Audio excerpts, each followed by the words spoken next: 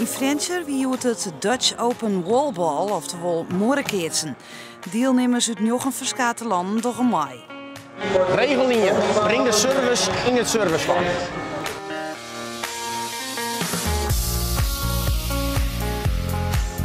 Regel 2. Hou de bal in het spul. De bal mag 1 keer stuitje en je mag de bal ook in 1 keer staan.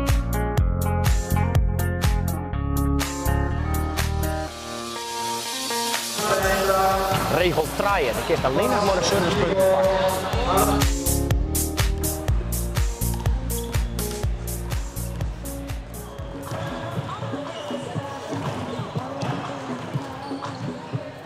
Deze Amerikaanse kan het alleen nog goed doen.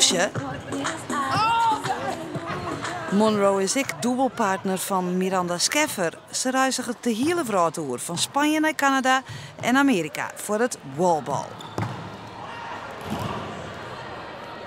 Mooi is wel van deze sport, ik heb sponsors.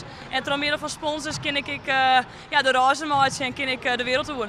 Hoe groot is deze sport in de wereld? In de wereld is hij vrij groot. Als je eerst naar Amerika is het een hele grote sport.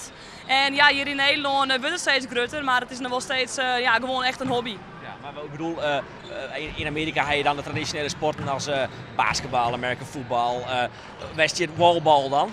Ja, nou, dus dit wel op dezelfde hichte in Amerika. Alleen nog, je moet het verder gelijk in Amerika geeft een heel soort gokken. Als dan een wedstrijd is en dan geeft ze gokken van hey, diegene gaat winnen, $200 en hij heeft $200. Miranda Scheffer helle in de singles de finale en nam het erin op in haar dubbelspelpartner Monroe, maar ze verleer maar 21-14. Bij de mooie pakte de Ier Conor McElduff de winst. Hij won maar 21-12 van de Amerikaan Daniel Torres.